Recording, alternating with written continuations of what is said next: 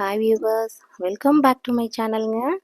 பெண்கள் அதிகம் புழங்குற இடம், பெண்கள் அதிகம் டைம் ஸ்பெண்ட் பண்ணுற இடம் கண்டிப்பாக வந்து கிச்சன் தான். ஸோ நம்ம கிச்சனை வந்து எப்போவுமே அழகாகவும் சுத்தமாகவும் நல்லபடியாக அதை மெயின்டைன் பண்ணோம் அப்படின்னா கண்டிப்பாக நமக்கு அங்கே அன்னபூர்ணி குடியிருப்பாங்கங்க. கிச்சனில் தான் அன்னபூர்ணி இருப்பாங்க. ஸோ நம்ம கிச்சனை வந்து எப்போவுமே சுத்தமாக வச்சுக்கணும். இந்த இடத்துல எனக்கு செல்ஃப் வந்து எனக்கு இல்லைங்க. அதனால் ஒரு பெரிய ரேக் வாங்கி செட் பண்ணுற மாதிரி இருந்தது. ஸோ கிரைண்டர் மிக்சிலாம் வைக்கிறதுக்கு ஒரு டேபிள் தேவைப்பட்டது. ஸோ அந்த மாதிரி ஒரு செட்டப் பண்ணிக்கிட்டேன். அதுக்கு பக்கத்தில் ஒரு 2 செல்ஃப் இருக்குங்க. ஓரளவுக்கு மீடியமான ஒரு கிச்சன் தான். கிச்சன் சின்னதோ பெருசோ அது பிரச்சனை இல்லைங்க. அதை எந்த அளவுக்கு சுத்தமாக நம்ம மெயின்டைன் பண்ணுறோன்றது தான் முக்கியம். பாருங்கள், சில்வர் பொருட்கள் வந்து எனக்கு எப்போவுமே ரொம்ப பிடிக்கும். ஸோ அதனால் நான் அதிகம் சில்வர் பொருட்கள் யூஸ் பண்ணுவேன். அது போக கிச்சனில் எப்போவுமே நிறை குடத்தில் தண்ணி வைங்க. நிறை குடத்தில் தண்ணி இருக்கிறது ரொம்ப நல்லது ஐதீகப்படி. நாங்கள் டெய்லியும் தண்ணி பிடிச்சி வச்சுப்போங்க. யூஸ் பண்ணுறோமோ இல்லையோ பிடிச்சி வச்சுப்போம். சப்போஸ் சம்டைம்ஸ் யூஸ் பண்ணல அப்படின்னும் போது அதை எடுத்து அப்படி செடி வெளியே வச்சுருக்கோங்க. நம்ம வீட்டில் செடிக்கு எல்லாத்துக்கும் நான் வந்து ஊற்றிடுவேங்க.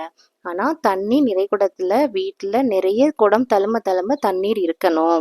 அப்புறம் பிளாஸ்டிக் பாருங்கங்க, நம்ம என்னதான் சில்வர் கண்ணாடி பவுல்ஸ் யூஸ் பண்ணாலும் சம்டைம்ஸ் யாருக்கோ ஏதோ ஒன்று கொடுத்து விடுறோம், ஏதோ ஒன்று ஸ்டோர் பண்ணி ஃப்ரிட்ஜில் வைக்கணும்னா கண்டிப்பாக பிளாஸ்டிக் பொருள் தேவைப்படுங்க.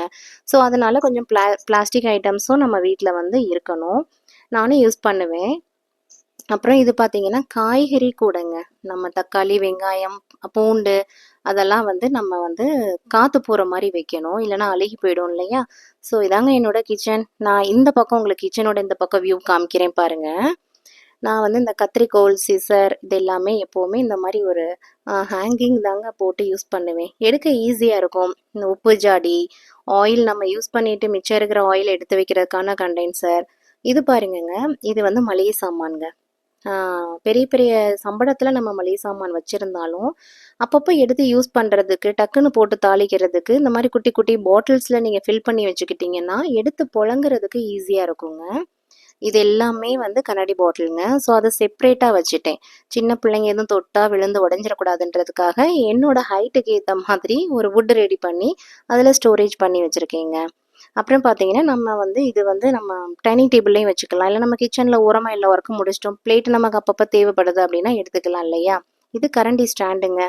என்னதான் கரண்டியை ஒரு ட்ரேயில் வச்சாலும் இந்த மாதிரி ஒரு ஸ்டாண்டில் தொங்க போடுறது தாங்க நம்ம எடுத்து புழங்குறதுக்கு ஈஸியாக இருக்கும். இது அடிஷ்னல் பிளேட்ஸ் தாங்க. நம்ம வீட்டுக்கு தேவையான சில்வர் பிளேட்ஸ் போக இது அடிஷ்னல் பிளேட்ஸ். இந்த பார்த்தீங்களா, இந்த மாதிரி தொங்க போட்டு கரண்டி யூஸ் பண்ணும்போது ஈஸியாக